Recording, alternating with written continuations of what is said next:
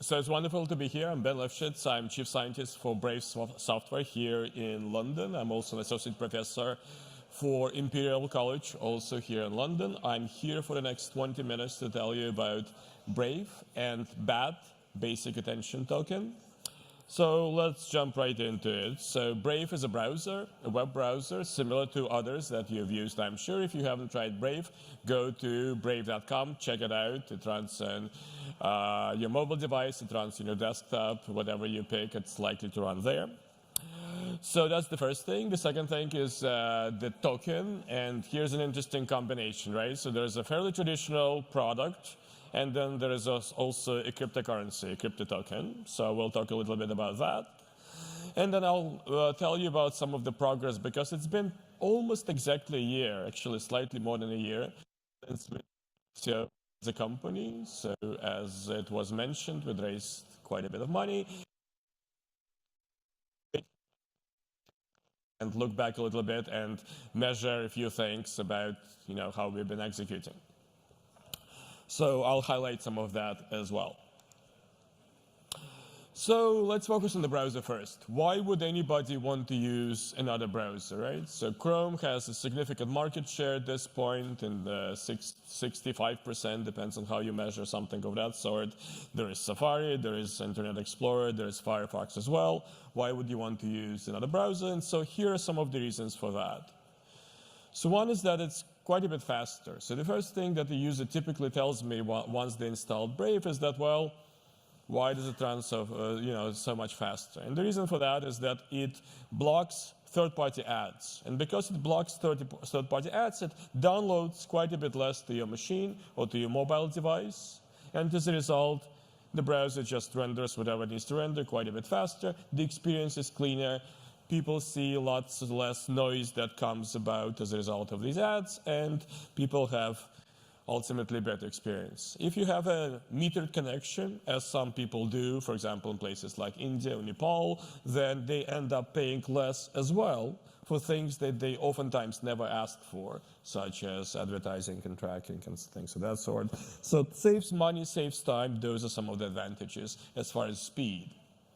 The other set of advantages comes from security and privacy. So you are not tracked by third-party trackers online, at least not as much, because those things are blocked by Brave. We make efforts to stop malware and ransomware that would come otherwise to your machine. And unlike some of the solutions that are based on browser extensions, such as things you can deploy, say uBlock Origin, for example, you might install that in Chrome. You don't have to worry about that too much. It basically comes with batteries included. Yeah? Okay. So I wanted to show you this picture, and I'm quite partial to this. And this is a few years old by now, but this summarizes a great deal of the complexity in the advertising landscape out there. And by now, a lot of this has contracted. Like I said, this is a few years old, yeah? So between the advertiser and end user, there is this really complex ecosystem of ad delivery networks, auctions, resellers, and so on and so forth. This is called Lumascape, and actually you can get a poster printed with this as well, I think. But there are several issues with this picture. One of them is that there are too many middlemen collecting money as it passes with from the advertiser effectively. And there's also a great deal of ad fraud. So some of the estimates for 2017 last year show something like 16 billion in ad fraud. And a few years from now, it might be something like 50 billion. And some of it is due to poor reporting and attribution. And so why so many middlemen collecting money along the way? Why not basically short-circuit the conversation between the advertiser and the end user? And this is what we're trying to do in Brave as well. I should also mention that there's been quite a lot of contraction to this ecosystem, because by now, Facebook plus Google are collecting something like 90% of all the revenue in the advertising space that there is out there in the West. Yeah, so this is really quite significant. So a lot of these people have gone out of business, but clearly not all of them. And there's been quite a sea change. And so we're seeing that in terms of publishers, right? So an average publisher is sort of squeezed between two evils. So they would like to monetize their content, right? But they don't really want to, I mean, they're not excited perhaps about putting ads on their pages, but that's what they've been doing for years. You know, you can sort of see that here. At the same time, if they remove all those ads, what do? At the same time, you know, people are complaining about ads. Not only are they complaining, they're also installing ad blockers. And I'll tell you about that in just a second. But if you go to an average page today, this is The Economist, right? You can do a simple analysis, which is what you see over here on the right. And then this page has behind it about 50 trackers that are on every time you go to a page like that, right? So you didn't ask for these things. You didn't request them to be there. These are third-party trackers. Now, a lot of this, but not all, will be eliminated due to the GDPR, right? Starting, you know, right about now. But this is about a month old, this kind of little experiment here that I'm showing to you. Okay, so in the last, I don't know, 10 years, 8 years or so, we've seen also a rise of ad blockers. So users are voting with their feet, right? They don't want ads to be thrown at them. So we started with about, 21 million ad blockers in 2010. By now, we have, I don't know, about 500 million or so ad blockers installed on end-user devices. So we are following the trend, and we are giving users more or less what they want in the browser by default. Now, enough about the browser. I want to tell you about the attention token. Bad basic attention token is about a year old now. There it is. So this is what I describe oftentimes as the Bermuda Triangle between the user, the advertiser, and the publisher. And our goal in Brave is to give something that to every participant in this system, something that they like to every participant in this system. So let's start with the user. In Brave, users are rewarded for their attention. So if a user watches an ad, then they will get perhaps one BAT, one token in their wallet. And the wallet is built into the browser. So they're incentivized for their attention. Attention is not effectively stolen from them anymore. The advertiser. So the goal for us is to have advertisers achieving higher ROIs. Why can we do that? Because we do user modeling on the client within the browser. That data does not leave the browser, but the quality of that data is oftentimes a lot higher than what is available to the likes of DoubleClick, for example. Now, so on the basis of these high quality, high accuracy models, we can do better ad targeting and higher quality ad delivery, and we can also avoid ad fraud. And this is the value to the advertiser. And then finally, the publisher. Publishers have a new channel to monetize their content. So publishers receive BAT in proportion to how much time users spend on their pages. So if you have a really popular blog, you have a way to be paid in BAT. And in fact, so far we've had thousands, I think, possibly tens of thousands of publishers, which is to say websites, that have gone through Brave's verification program. And I'll talk about that in just a second.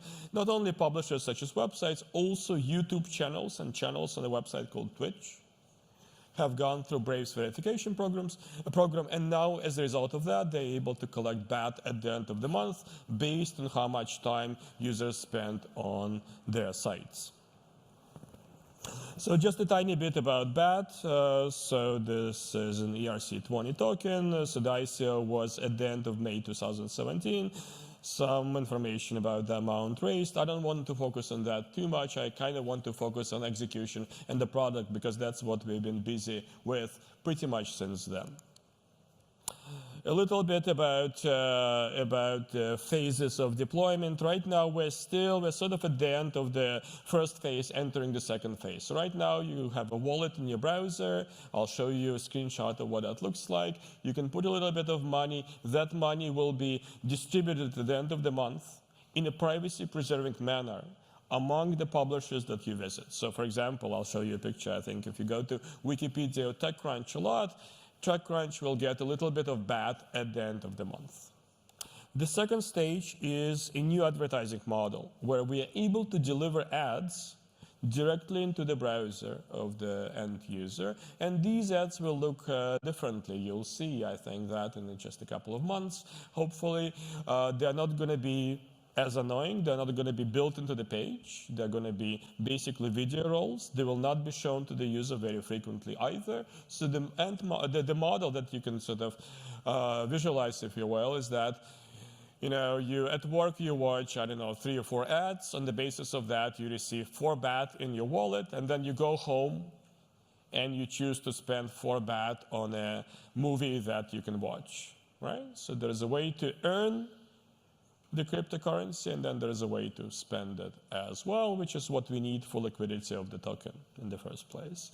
And then there are deeper embeddings with publishers. So, and again, this is a little bit of make-believe for now, but imagine a site that you like, such as, for example, Twitter, but monetized, where, every like or every retweet or every comment results in a tiny micropayment to whomever you're commenting on and that sort of thing, right? So then producers and high-quality, essentially high-quality content producers will be able to monetize their efforts in a way that is really quite different from what they have now. Okay.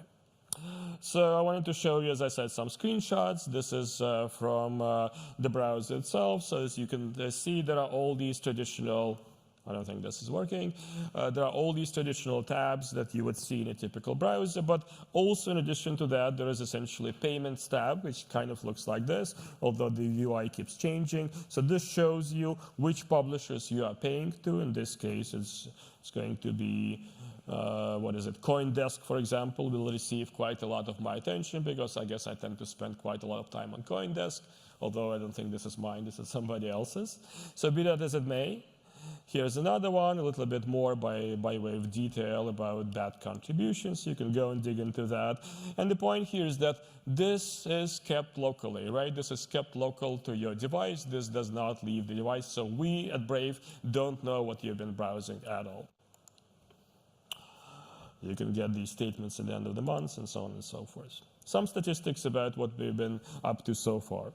So currently at Brave, and you can find some of these numbers if you go to brave.com/blog, we have over 2 million monthly active users, and then this is the breakdown. So we have 3/4 of these are on mobile devices, so Android, as you might imagine, is quite heavy. The majority of these users reside, from what we understand, in the US as well as the EU. And the user growth remains strong, and we anticipate millions more by the end of this year. And so one other milestone that I wanted to mention is that we recently hit 5 million downloads in the Android Play Store as well.